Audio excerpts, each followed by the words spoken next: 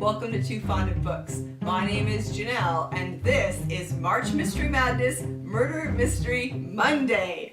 In these videos, I recommend two mystery books to you because it's March Mystery Madness and the theme is 2 by 2, so you get two recommendations for the price of one. In this special March Mystery Madness series, I've also been doing, I've kind of got categories for the two. So the first time I did unusual settings, the second one I did unusual jobs. This time I am going to recommend two books that are the first in a police procedural series.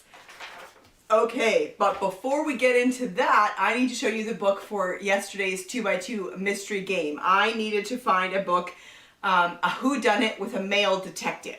So I am going with A Meditation on Murder by Robert Thorogood. This is part of the Death in Paradise series.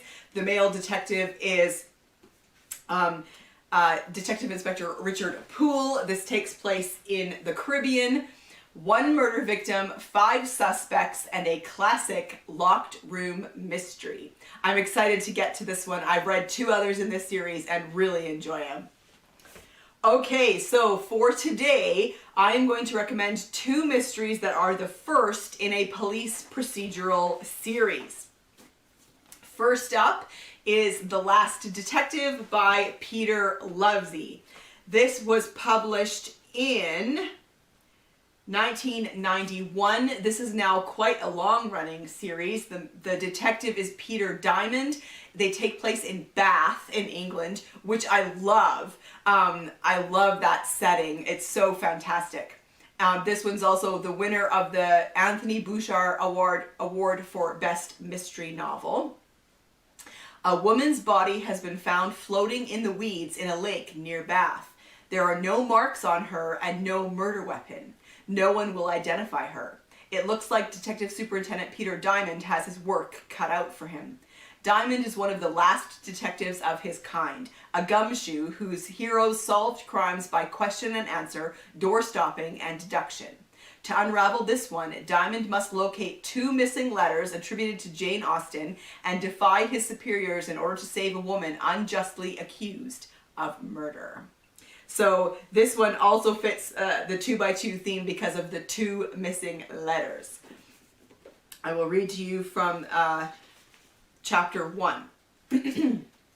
A man stood thigh deep in water, motionless, absorbed, unaware of what was drifting toward him. So there you go. That's The Last Detective by Peter Lovesey. The second one is A Great Deliverance by Elizabeth George.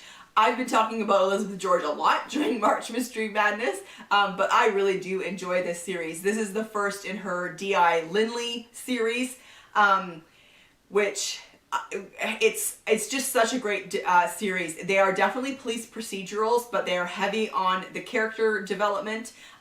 So if you're more of a character reader than a plot reader, I think you would really like these. And this one was published in the 80s. I want to say 88. Yes, 1988. Which is how this one fits for March Mystery Madness. A baby's cry echoes on lonely nights through Kelldale Valley in Yorkshire. 300 years ago, when Cromwell's raiders swept through this valley, not a living creature was to be found on its fog-shrouded streets. The entire village had taken refuge in Kelldale Abbey. But then, as the legend goes, an infant began to cry, and the villagers knew they had escaped Cromwell's ravages only to be betrayed by a babe. So they smothered the child to silence it. To this day, the low, thin wail of an infant can be heard in Kelldale's lush green valleys. Now, into Kelldale's pastoral web of old houses and older secrets comes Scotland Yard Inspector Thomas Linley, the 8th Earl of Asherton. Accompanied by Detective Sergeant Barbara Havers, Linley has been sent to solve a particularly savage murder which has stunned the peaceful countryside.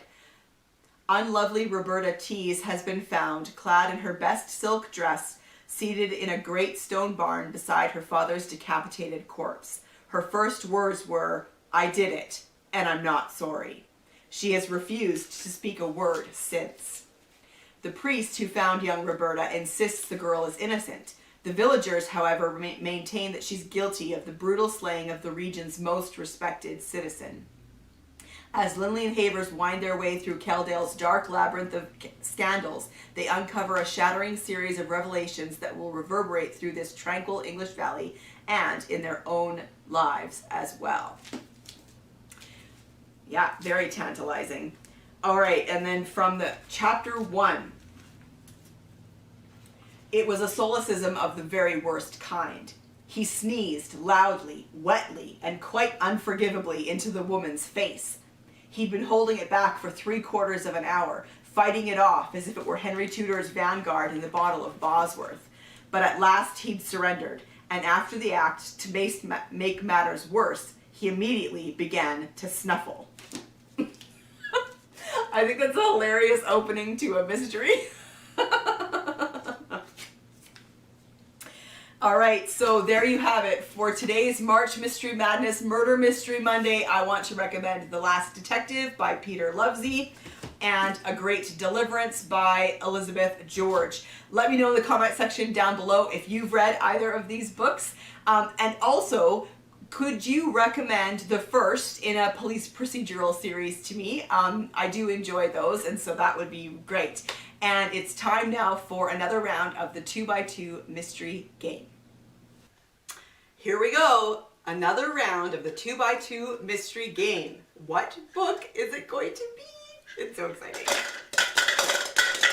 Roll number 1, 4.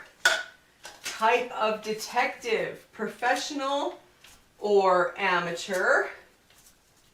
Roll number 2, 4.